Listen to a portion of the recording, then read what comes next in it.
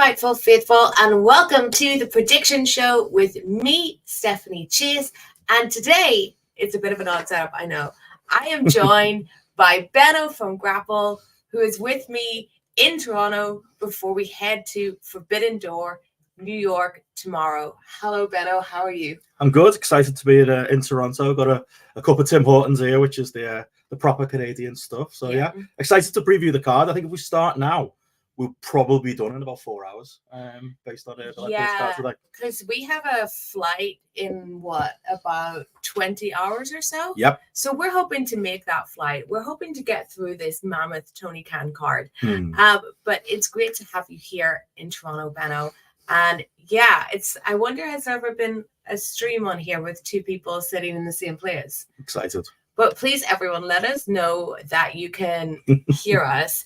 Oh, we've got Platt in the chat. Benno's bringing all the Grapple people here. Hello. Going to be shifting merch. We've got a live show coming up on the Grapple Patreon in a bit. So we're not going to go full Friday Night Wars here, but we're going to try and be done in enough time before those guys get started. And keep your plugs till the end. Keep your plugs to the end. Okay, guys, Forbidden Door.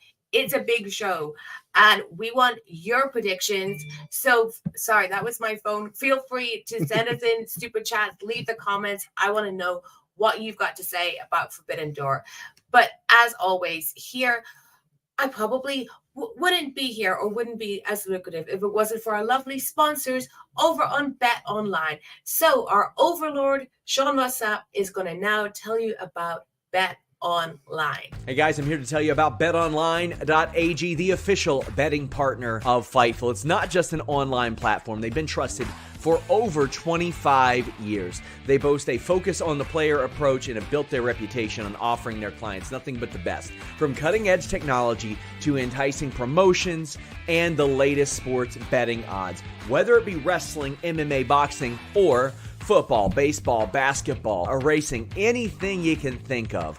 All major sporting events are covered by betonline.ag. Fast payouts, highest credit card acceptance industry-wide, safe and secure online environments, and their live betting feature allows you to bet on your favorites weekly and easily and in real time.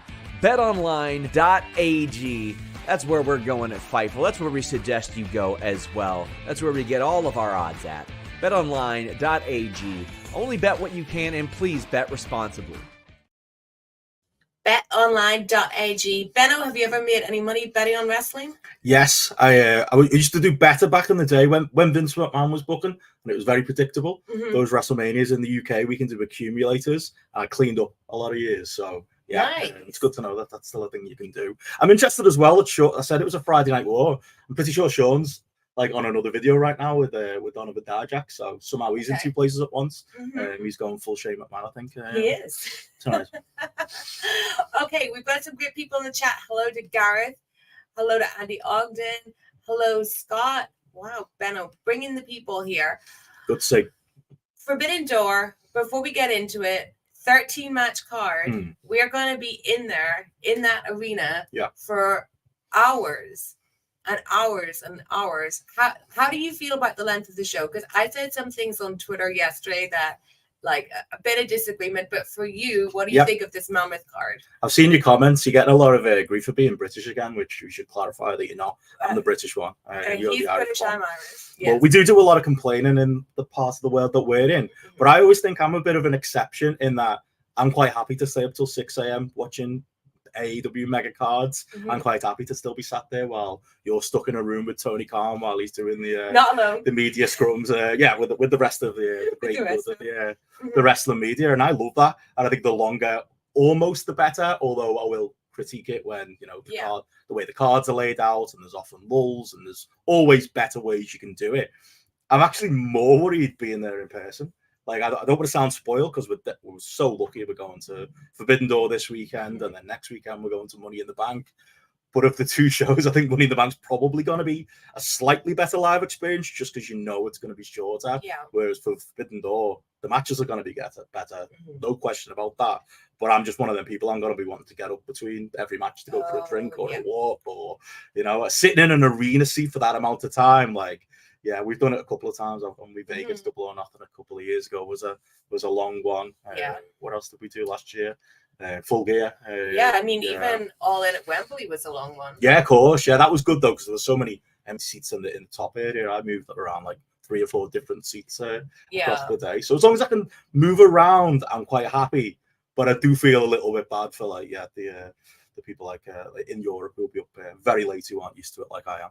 For me, my critique of the length of the show did come from like, well, one, the live experience, but also because I had some people saying, hey, AEW shows have always been really long, so why are you complaining? But and I do think that needs to change because we're getting more pay-per-views a year now. So Double or Nothing wasn't that long ago. Yeah. And we have All In and All Out coming up. So I think these shows, like, they need to be condensed a little more. I like how Triple H is booking in WWE, and it's like 5 matches, and it's not every single storyline that you're seeing every week on Raw and SmackDown having a match at the pay-per-view. Whereas Tony's like getting everyone on the card. And I think it's if New Japan was like in a higher place and like the Forbidden Door concept was as exciting as it used to be, then I would get the show being longer. But I think we're at the point, like maybe that's just a critique of the whole concept where with where New Japan is, with the fact that Okada, Ospreay, Jay White now work for AEW, it's like it feels like just like throwing matches out there. Yeah, it's funny when they starts to move towards like the monthly pay-per-view concept. Like for me, I thought it would be shorter monthly pay-per-views. It might force the booking to be a little bit tighter. Maybe we've seen that over the last 3 weeks or so, and I actually don't mind. Like if you've got your big traditional events, your Double or Nothings, your Forbidden Doors. Like if there was ever a show that was literally for the sickos, it's this one. This is for the sickos. So I think you can get away with going longer. To your point, when you're doing it every month, and there was another long pay-per-view last month, and there's going to be another long pay-per-view the month after, that's when you run into trouble. And as Ed saying there in the chat, a Sunday night is a hard ask too. When it's a Saturday, that's a different kettle of fish as well. I think people are definitely more willing to stay up late on a Saturday. Yes, thank you to Ed Parham, who sent $4.99 super chat. All AEW pay-per-views really need to be a Saturday pay-per-view. Too long, super rough to sit through when you work on a Monday. Absolutely. When they first started Saturday pay-per-views, it's a really good idea, especially for us in the UK. Not that I'm in the UK anymore, but you know what I mean. Yeah. Okay, do you want to get into it? Let's do it. Let's do it. We're going to start with the pre-show matches, and we have number 1. Oh, we're getting an extra long pre-show as well. Yep. Chris Statlander and Momo Wanatabe, I'm sorry if I butchered that, versus Willow Nightingale and Tam Nakano. This is one of 4 women's matches in the card, which is usually another thing that Tony doesn't do, is put a lot of women's matches on. What is your prediction for this one?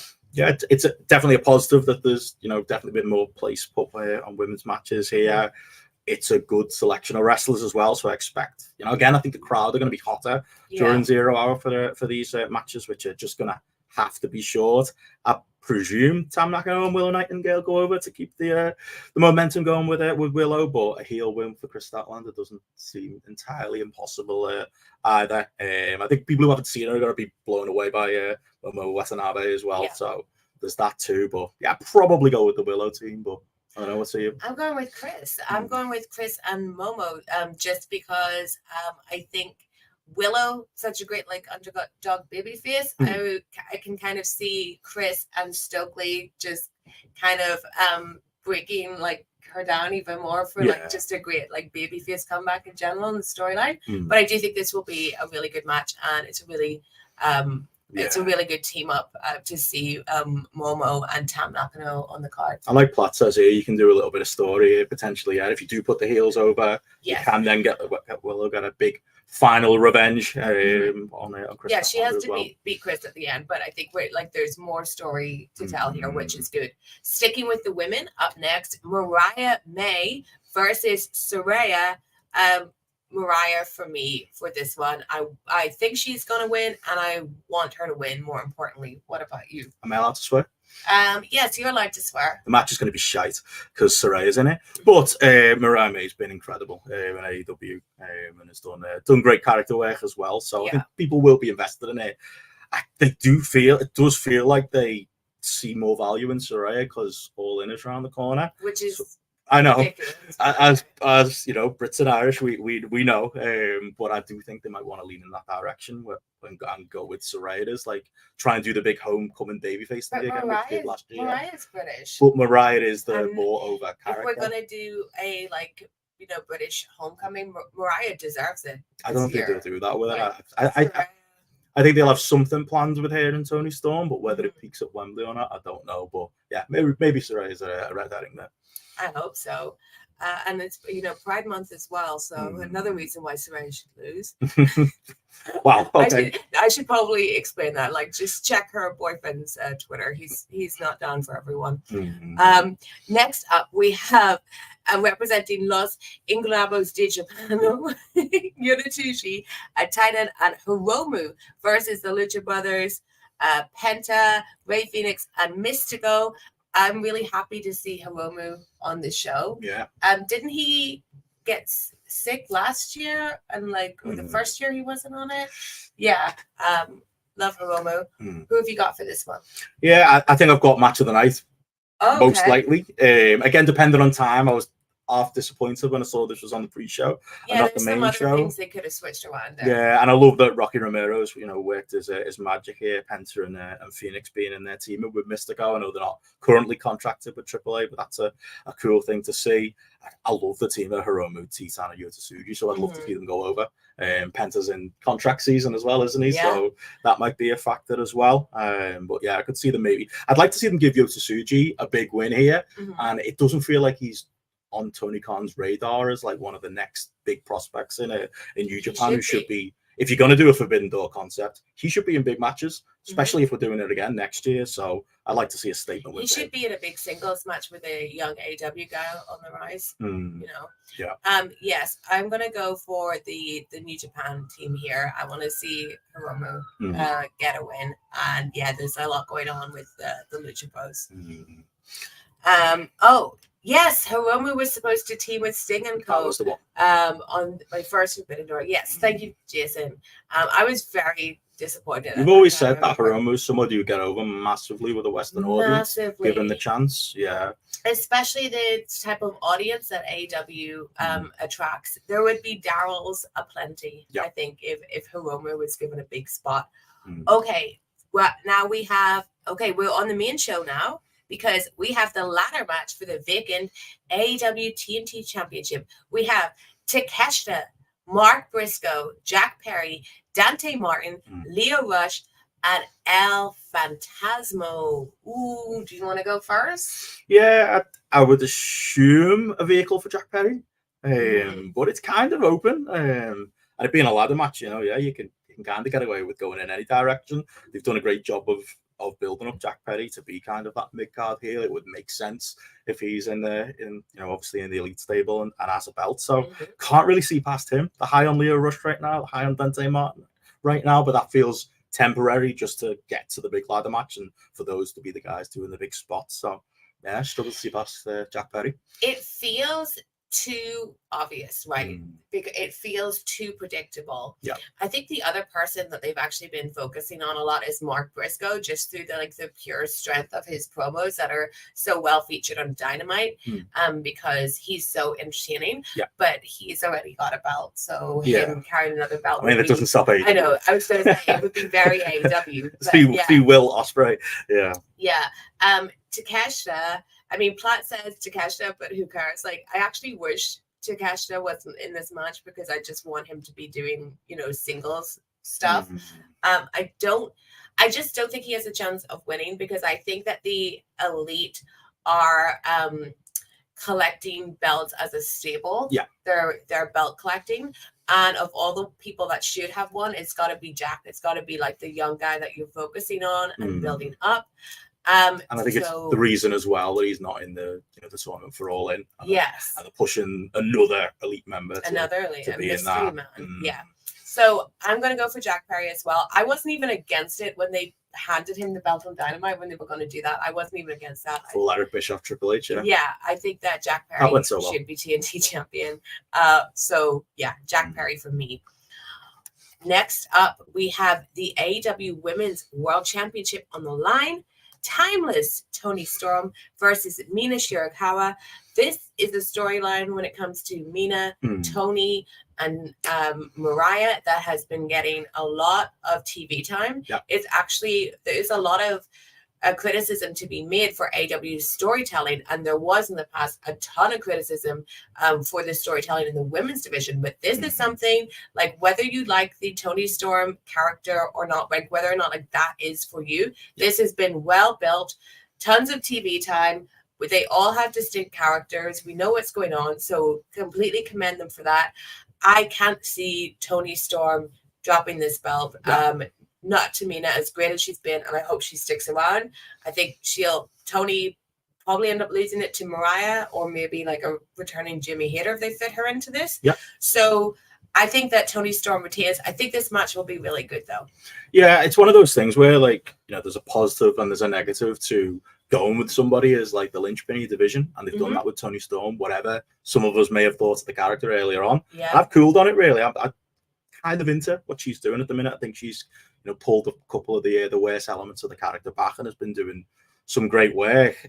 But she's had a lot of pay-per-view matches where it's just been Challenger of the Month, and there's no reason to believe she's actually gonna lose. And this is another one of those. But again, it's heavy on story. It's been a little bit weird with who's the heel, who's the babyface, with the Mariah stuff getting involved as well. Yeah. But I think people will be massively into it. Toni Storm will go over, obviously, but I think it'll be again a vehicle for more character stuff, and was finally moving on with that story and maybe doing it. Because what is good is that Mina is in the storyline and getting the match. When Toni challenged Serena Deeb, who's a very good wrestler, we were just focusing on Mariah and Mina as like the story rather than, so at least one of them is actually in the match. So it's been a fruitful story. It's got Mariah over, it's got Mina over to this audience. I'm excited to see it. Maria says Toni is going to win. May is going to turn on Mina because of what happened on Dynamite. I think something will definitely happen with Mariah. I'm not saying it's going to be like a messy finish, but I think she's going to maybe make a choice when it comes between these two women. Yeah, it'd be good for them to pick a lane and go forward with it, definitely. Yeah, for sure. Next, we're sticking with the women. It's the TBS Championship, Mercedes Mone versus Stephanie Vaquer. And this is winner takes all, actually. So the New Japan Strong Women's Championship that Stephanie has is on the line. How much have you seen of Stephanie Vaquer? Obviously, she's been over, she's coming over to the UK for Rev Pro and the Copper Box, and obviously the New Japan US stuff as well. She's another one people are going to be impressed by. I was glad they got her involved in this because... Again, early on, Forbidden Door wasn't looking very Forbidden Door. Like, it's not a coincidence we've gone through this card and not really mentioned many New Japan talent so far, because there's not many New Japan talent on here. But what you can say is from the start, it was very clear that they were going to be going in this direction.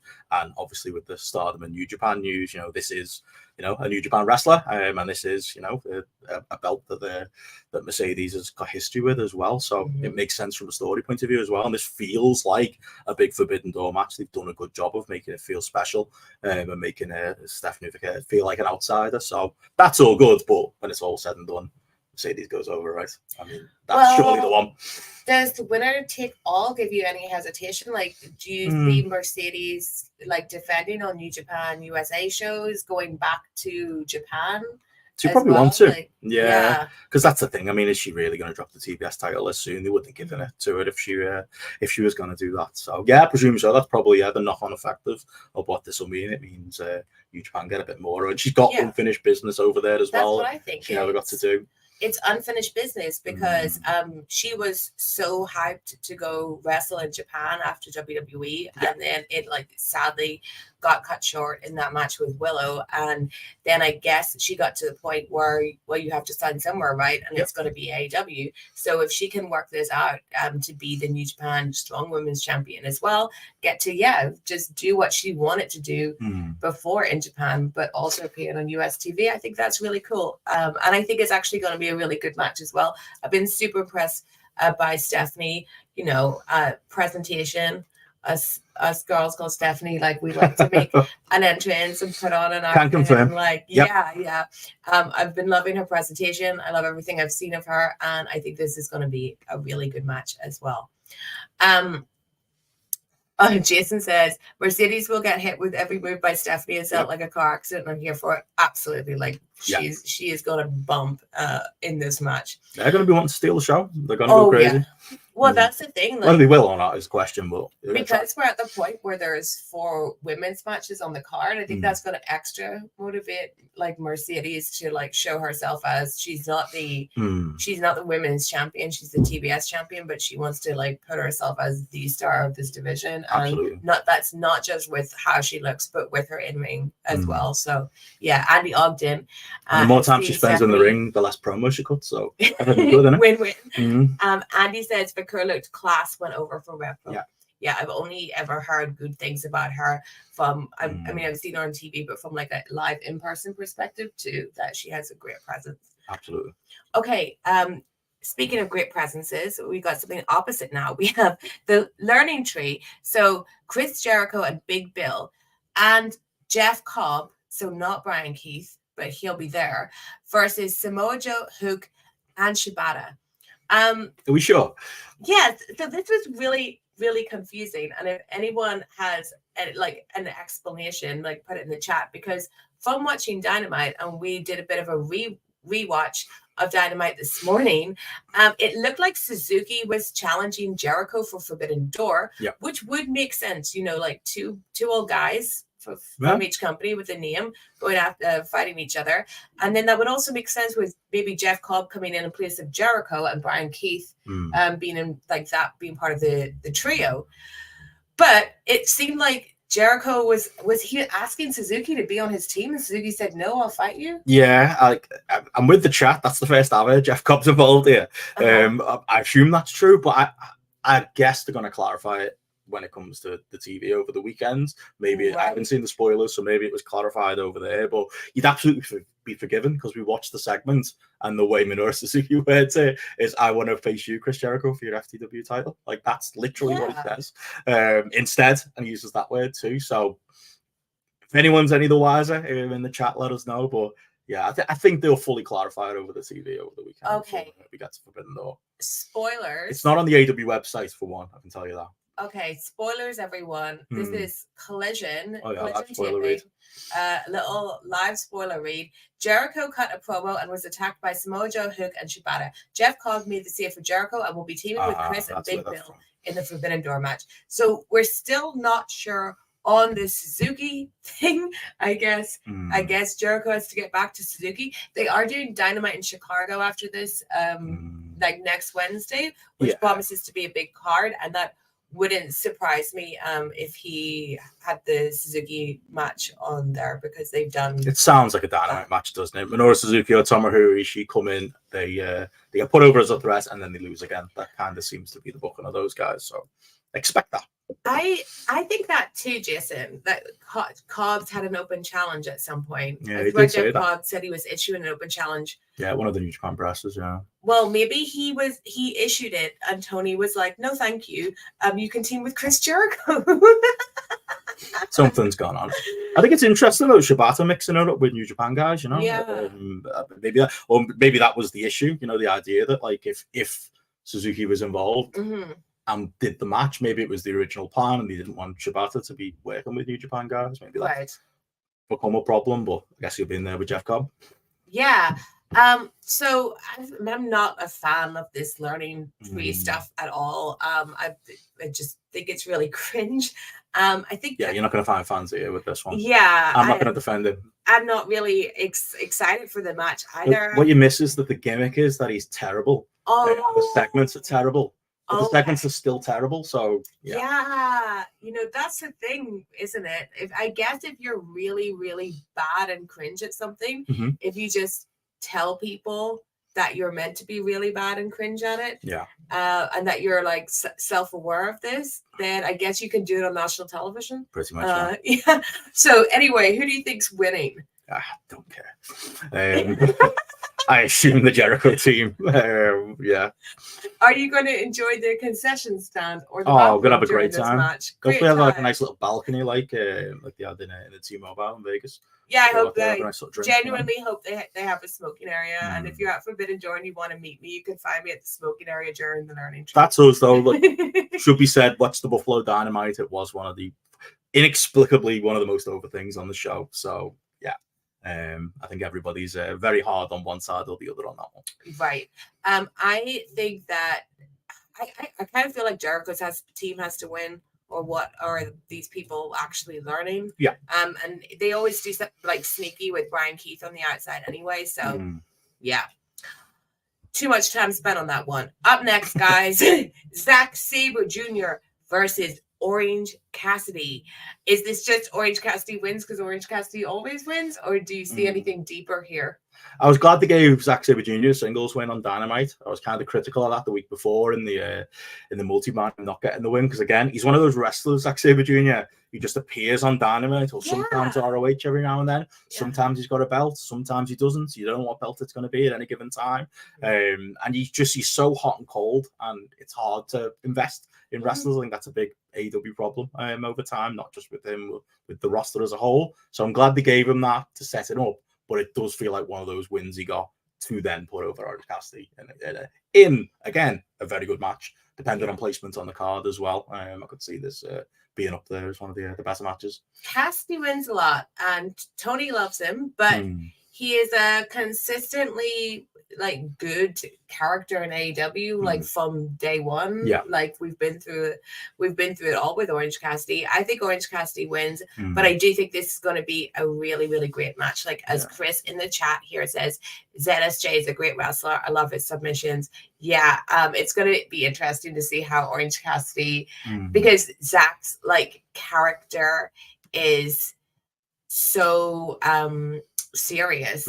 He's such a technician, and he's going up against this hands in his pockets guy who can actually really wrestle too. And it's going to be it's one of those, though. It's a bit like the pay-per-view last month, where it's a very good match, whereas it won too many very good matches. I just hope it's not the one that suffers, that we all at the end of it go, that could have been on Collision. That could have been. Because that's how I felt about Cassidy's match at Double or Nothing. Exactly. Honestly, feels like giving him a match for the sake of it and a win for the sake of it. For me. You can have an AEW pay-per-view without Orange Cassidy on it, But he always delivers. He does every time. Yeah. Well, the thing is, the same thing where there's a Jericho match in every pay-per-view, but or Cassidy getting one is less offensive because he does always deliver. Yeah. Now here's one that might be a bit harder to predict. We've got Jon Moxley versus Naito for the IWGP World Heavyweight Championship, and let me tell you something, Benno. So this is New Japan's title, the IWGP title, on the line in this match. Sure. And you might think that the guy from New Japan holds this title. Right. But let me blow your mind. It's Jon Moxley. It's the guy from AEW. The guy from AEW on the Forbidden Door show has New Japan's title. But this is the most Forbidden Door match. This is, if you were going to technically say, no, it's still Forbidden Door, it's still good, it's this, isn't it? It's an AEW guy versus New Japan guy, but this time for obviously a New Japan title. So it's got that going for it. Yeah. I do think that the crowd and the Buffalo Dynamite haven't really talked about it. They did not react one bit to the New Japan guys. If anything, the CML guys seem like they're getting better reactions from the AEW weekly TV audiences right now. But I do think when we're in Long Island and it's a New York crowd, they're going to know these guys. I think Naito's going to get a mega pop. And he's that one guy who's left in the absence of a card, or in the absence of Ospreay, in the absence of Jay White, even going back a couple of years, who feels like a top line big New Japan star. And I think that'll carry this and give interest. And I think it only exists for the purpose of getting the belt back on Naito, and having Moxley back fully in the AEW verse. Do you think that Moxley's title run has been a success? This little kind of experiment of having it on the AEW guy? Has it been that eventful? For who? That's the question, isn't it? I think New Japan will be glad to get, New Japan, the New Japan hardcores will be glad to get the belt back, and back within the way they book things compared to the way Tony Khan likes to throw title shots on TV shows, really. Yes. So yeah, obviously the belt was on Moxley to give it a bit of international prestige, I suppose. And yeah, I think probably mixed is the word when it comes to whether that's worked or not. And yeah, I think it'll probably just be time for reset. Have Moxley based in the US full time again. Stop him having to take too many of those long flights, although he has got another one coming up. But I think that's a red herring. And yeah, belt back on Naito and go back to normal, and New Japan can continue to their Sterling booking, what they always do. A little bit split in the chat. Like Maria says Moxley's gonna win, but Chris says Naito's gonna win. I think it's like one of the hardest ones to predict, because it's almost kind of political, because it's like two different. You know, it's not going to be Tony Khan booking the winner of this match, you know, really. I think it is for Naito. I think it's for Naito to win and get that belt back and have the New Japan belt in Japan full time. And now, I'm not like. Do you think Naito will wear a t-shirt or not? That's the real bet. If this man can't take his shirt off to wrestle for the IWGP Championship, what are we doing? What are we doing? So I hope he does take his shirt off. Yes. All due respect. I think he'll put the effort in. Big crowd. He plays it up like he's not that interested in working in the US. But he'll know this is a big spot. And again, the pressure of the entire concept of Forbidden Door, which I'm not 100% certain we're going to have this time next year, rests on these two guys' shoulders pretty much. So yeah, I do think the crowd will be up for it, and it'll will it into something great. I'm not a hardcore New Japan fan anymore. I was before AEW came along. Can we talk about that? Do you think there's a missed opportunity when it comes to like the AEW wrestlers now who are ex New Japan? You know, obviously, you know, we're going to get into what Okada's doing, but like there could have been a big Okada singles match here. There could have been a big what we were looking at Jay White on Dynamite. You know, the idea of Jay White now being on the AEW side against the New Japan guy. We're missing that opportunity as well. Obviously, Ospreay's in a bigger match on this show, but you could have gone that route there too. Like, I'm surprised he didn't do more of that. Yeah, me too. But it's just where the concept is at right now is just like not great. I guess it's who's on the other side of the ring is the problem. It's who's on the other side of the ring. Like I said, Naito's, it's a short list of people. You can tell Tony Khan feels like we do about Evil and Sonada and the other people who'd be the contenders to be in those big spots. Well, I think he's watching a big Evil singles match. Yeah, well, yeah. I think Tony Khan's watching as much New Japan as most of us are these days. Yeah. But as far as like Moxley kind of it being a success, like I just don't really know, because it just feels like he comes out in Dynamite and he has that belt, and I think we think back to the days where that belt felt like the most prestigious belt in wrestling, and it doesn't feel like that. It just feels like John Moxley's latest belt, doesn't it? Yeah. How many times have we done that with him? Challenger of the week on Dynamite. And he's pretty harsh here, but he says the coldest body of the belt is that IWGP possible. And hello to Cresta. Lovely to see you in the chat. Yeah, I don't take Forbidden Doors seriously. Only if someone takes the title away from someone in AEW, says Bonkers LFC. Yeah, I get what you mean, because it feels like the lower stakes for the AEW guys, because it just, even though it's like Forbidden Door, it never feels like a 50-50 partnership, right? Oh, no. It always feels like AEW is actually in charge. Like, remember at the first one when Jay White was the champion, he was defending against Hangman and Okada, and I actually asked Tony if he ever thought about putting that on last, considering the AEW belt at that time was interim. And he's just like, no. No. Okay, up next we have MJF versus Hechicero. I said it right today? Yep. Okay. MJF, go. Just why? Like, why? This feels like one of those matches where MJF is determined to go out there, and in MJF's mind, it's like, this is the weight rate pay-per-view. This is the one for the thickos. I'm going to show them I can technically wrestle. And I think it's going to be like with a wink and a nod to this, what I imagine is going to be a massively partisan crowd. As Jason says, it's Long Island. It's Long Island. And that's the thing. I think a lot of people missed that when Forbidden Door was announced. And obviously, we're going to have our troubles getting to the arena. But outside of that, this was the move was obviously having MJF on this show. Yeah. It's just a strange place to have him. I think it's going to be a lot of that. It's got a lot of them winking to the crowd and showing them how great he is technically, and just kind of having a bit of a laugh out there rather than being in a higher up the card, more serious match. It does it feels like this feels like a Dynamite match. Yeah. Hechicero's great. He Yeah. is, and he's impressed when he's been on mostly Collision, Rampage, those types of spots, and the odd Dynamite, but it doesn't feel appropriate for MJF's spot on the card, especially in Long Island. It's just a really, if it's MJF's decision and MJF's call, it's a really weird call. Yeah, to me, MJF, he's just like, he's very desperate for approval, you know, in every way. He's desperate to prove to you he's the best wrestler. He was desperate to come back and prove himself again after the negative reception that there was, you know, for the show, for his feud with Adam Cole, and here, I think he is going to be doing all that wink stuff like that I don't like. I wasn't into his promo and Dynamite because I'm listening to it going, dude, you're still being a goofball. Like you're still like not that guy who I was such a strange segment, wasn't it? Like, so existed to get Daniel Garcia and his scrappy underdog character over. Yeah. Pay-per-view on Sunday, lads. I know. Yeah. You know, strange. But a pay-per-view on Sunday, that's a pay-per-view that they do with another company. So it's kind of like the canon of it is always, you know, and that's why Forbidden Door season is so hard. I mean, we'll get to the main event because that's not a Forbidden Door match, and that's like for the betterment of the show. But yeah, I haven't really taken to MJF again. I wanted to give him a chance too. I wanted to give him a chance as well, but it's still too goofy to me. It's still too cringe. I mean, I've said my piece on the leather jacket. I think it's cringe. You know? Just looks too big for him though. Yeah, he's not Danny from Greece. He's Sandy. He's Sandy when she puts on the leather jacket at the end, and you're like, "Oh, nice," but we don't actually believe you. Like that's what.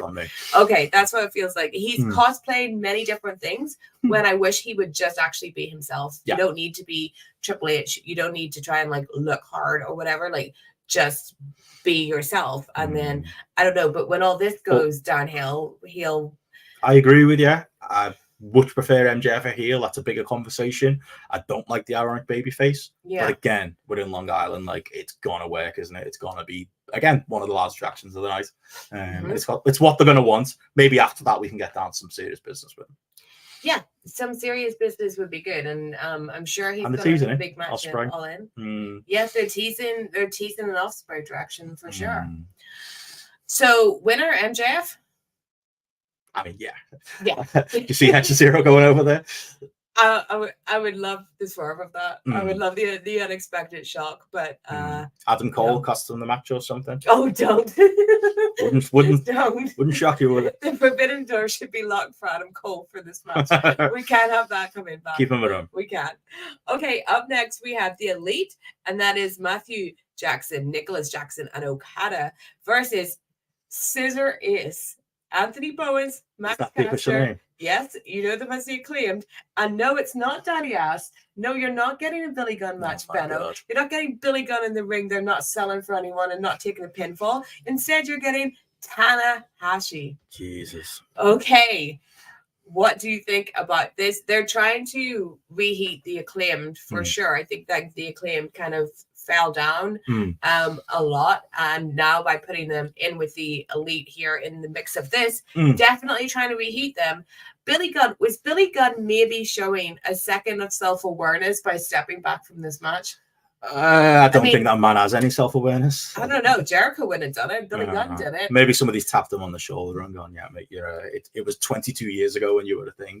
More than that. But anyway, yeah, this one took me by surprise. Like, it's cool that Okada and Tanahashi are going to be sharing a ring again. Again, it felt a little bit like politically, maybe they were going to keep Okada away from New Japan talent. And obviously, Tanahashi being bigger than New Japan talent, and that probably makes it fine. Maybe he's trying to lead by example and work with Okada there. So that's cool. We're going to get it. We're going to get the retro spots, aren't we? We're going to go nuts for that. We'll get a little bit of a few throwback things in the match as well. But I'm guessing this was supposed to be FTR. And the Acclaimed have been against that position since Dax's injury. But I don't think there'll be anything to say about it as a match. I presume Tanahashi takes the fall, and it'll be more books and a Okada authority figure fun. Authority figure fun. I still, just feel like they've let that storyline just become an absolute whimper, like since Anarchy in the Arena. But they're already promoting Blood and Guts, so we have Blood and Guts coming in. Do you see like the Acclaimed in Blood and Guts? Maybe they'll have to be. Yeah. Yeah, but which that's where Billy Gunn will shine. Your juicy gusher. Oh, he's gonna do like what he did to Chainsaw Charlie. To someone, you know, like, well, he would want to win too, so that would make sense. Yeah, he doesn't like jobs. Billy Gunn all the way.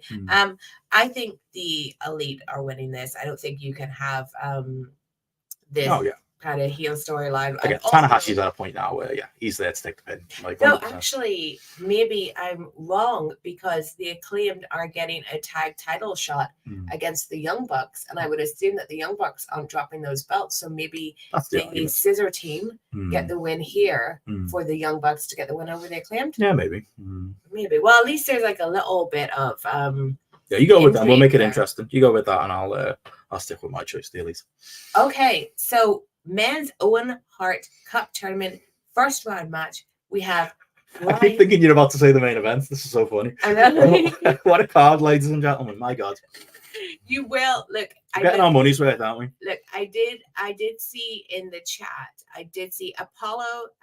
He's paying $50 for the pay-per-view. Yeah, money worth. That's the other argument. That is absolutely like the other side of the argument, and some people will be overjoyed at the length of the card. It's just your perspective on these kind of things, like where like you land in it, and also like I'm coming from the perspective of someone that like goes to pretty much all these shows live and knows what it's like sitting in the arena and just being like fed more and more and more, like it's like being sat in a hot room while Tony Khan takes up it. Yeah, but and also, you know, if I was to do it and catch up, I think it would be like pretty long too. Also in the like the I always find that well, harder. But if you feel like you're, because I'm not saying like anything against it when it comes to like Tony is 100% giving you your money's worth, and if you feel like you like $50 is a lot of money, so if you're like happy with that, then that's awesome and good for you, and like that you're the kind of person that Tony Khan has in mind, like you want to get every penny worth. Bryan Danielson next versus Shingo Takagi, Owen Hart Cup tournament. I think Bryan Danielson's winning this one. I think this is his tournament to win, surely. Yeah, I think so. Like, depending on who the wild card is, because if it's Hangman Page, I think they go in that direction, and it's Hangman Swerve. And when we get to the main event, we'll talk about the fact that I am enjoying that. Genuinely, it feels unpredictable. Yeah. The only thing it's not unpredictable is everybody else in this tournament. Outside of Jeff Jarrett, I don't see anyone other than Bryan Danielson going further, and even Jeff Jarrett, they might give him a vanity run into the second round, but again, depending on who the mystery man is, that probably. What if Nigel McGuinness is the mystery man? Oh, please no! I was front row for Nigel and Bryan, but that was a long time ago. Can we leave the memories alone? What if Nigel McGuinness's latest magic trick is getting himself a place in the Owen? Headbutting a ring post again. Let's do that. Maybe they could do that in an ROH show if such a thing happened in the UK. But hopefully that's not the direction for All In. It does feel like, unless there's a big swerve coming in or Hangman's involved in this tournament, then Bryan's the guy, isn't he? So he's got to go over here. But the bigger thing for me is how great this match is going to be. Like, again, I'm glad at least that while it's limited pickings from the New Japan side, it's been recognized. Shingo's your guy. If you want your in-ring banger, put him in there with Danielson. And, you know, they've got a history, obviously, going back years and years to like WXW and even, I think, Dragon Gate USA. So, yeah, they know each other. I know Bryan will have wanted this match as well. He might want the Nigel match. Don't give him that. Give him this. I think he'll go over. And yeah, there is a story to be told there. If they're going to tease the Bryan retirements, you could say Ospreay wins the main events. You could do Bryan Ospreay at All In, maybe. There are multiple directions you could go here, but I don't see many other in the tournaments other than Bryan. And you always know you're getting a good match out of Bryan. And here he's got someone like genuinely a really great wrestler. And slim pickings in New Japan right now, but if you're going to give guys singles matches, Shingo would be right top of my list probably to give someone a big match. So it's got a 4-star floor. That's absolutely right. These two haven't got it in them. So I have a worse match than that. I'm expecting close to 5, genuine. That's a real 5, an old school grapple 5, not a Meltzer scale. Not a Meltzer scale. Okay, finally, we're on the main event. You going Bryan, by the way? Is that what I'm going Bryan as well. Of course, it's his last Forbidden Door, says Fernando. Well, we'll see about He that. talks a But lot, doesn't he? Like, yeah. it is. This is His definitely kids the can story see they're him when they're telling. older. It'll be fine. The story they're telling, they want you to at least think it's his last Forbidden Yeah, of Door, course, right? yeah. So 100%. Main event time. We have the AEW champion Swerve Strickland versus Will Ospreay. Oh, it's so hard to predict this one.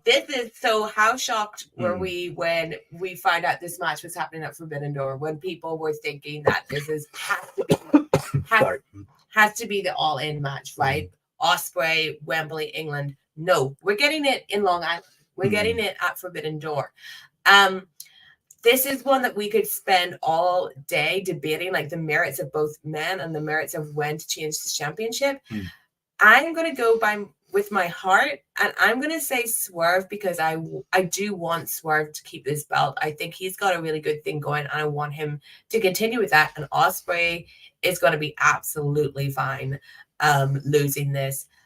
What about you, Benno? I think they booked themselves into a corner, but like my biggest issue with there's been a few issues with AEW over the last few years, has been them not doing this enough and putting the big stars against each other.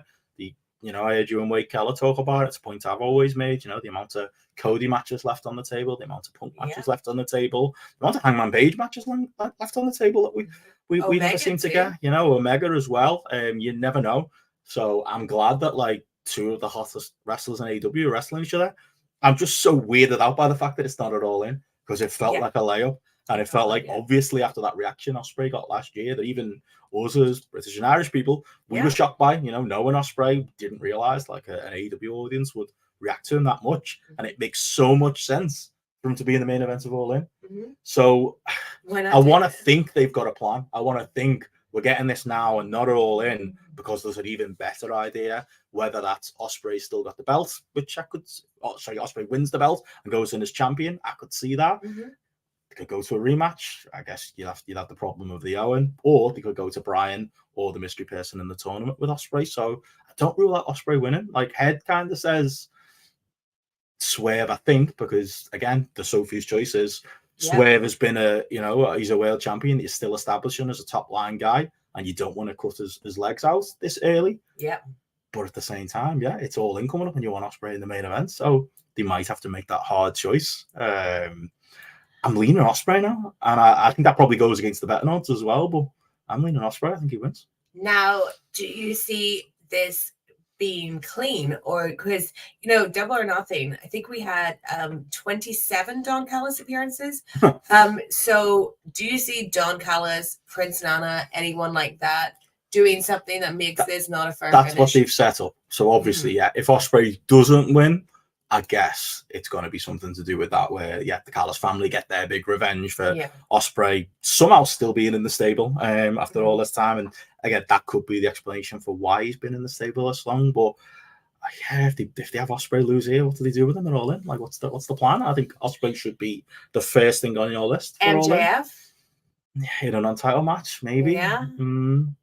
You could do that, and then maybe say it's Hangman in the tournament. You do Hangman and Swerve that way. That would be the logical booking way to get to it. But again, I like that there's a few different possibilities coming out of this. I don't think anybody's 100% sure. I think more people clearly think Swerve's going over than Ospreay, but none of us really know what they're thinking in this. And I think that's good for AEW. Often things are too predictable.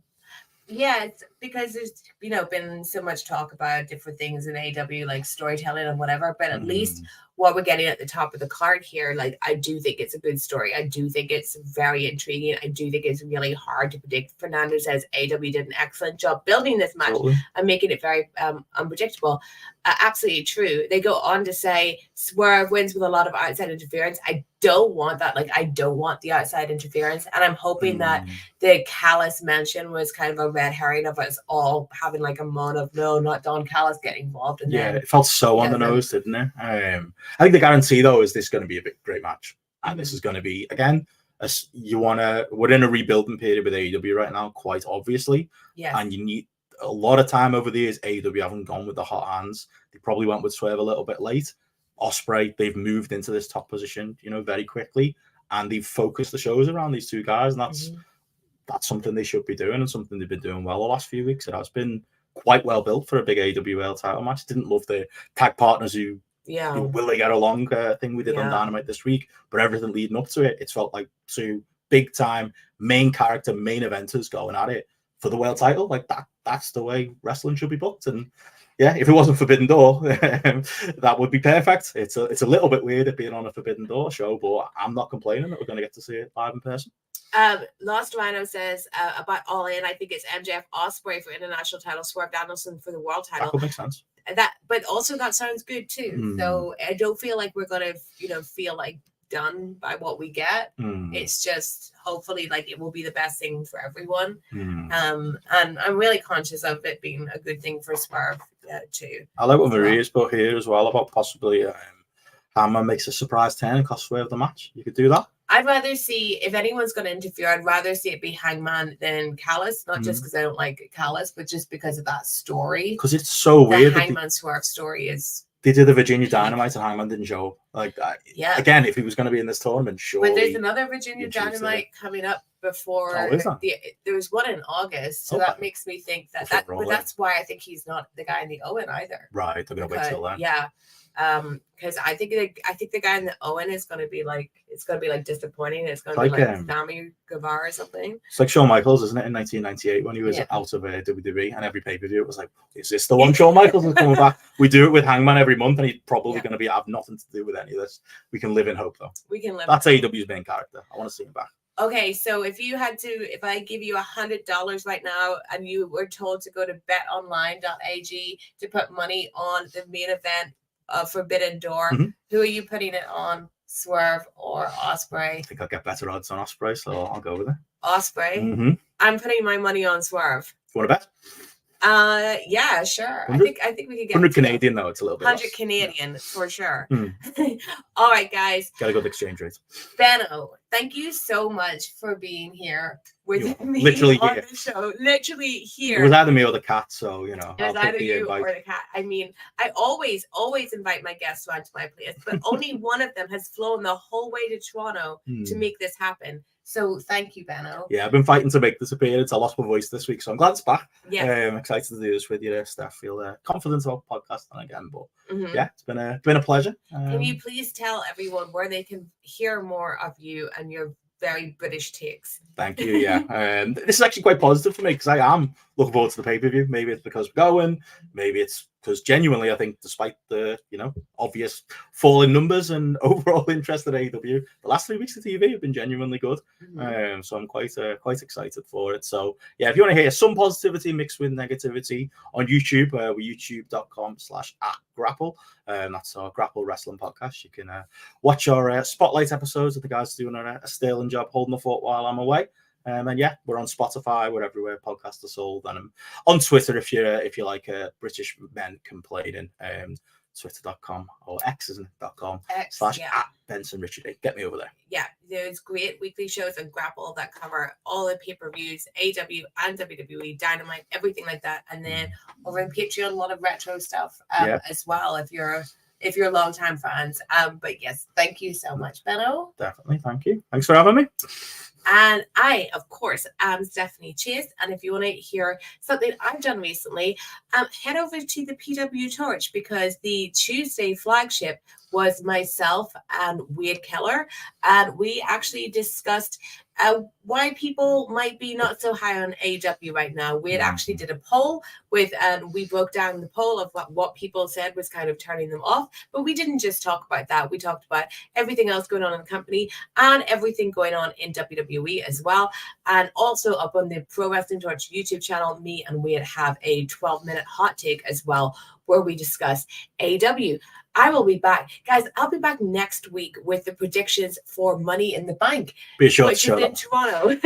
That will be much shorter, but we're also going to be at Money in the Bank. Yeah, excited. So anyway, go subscribe to my YouTube, Stephanie Chase Wrestling. Follow me on Twitter at Stephanie M. Chase, where you can hear all my views on the wrestling and my experience at Forbidden Door. Follow me on Instagram if you want the photographic experience of Forbidden Door. And as I said, I will be back with you guys next week. Thank you, betonline.ag. Everyone, enjoy the show, no matter how long it is. Bye. Have a great weekend.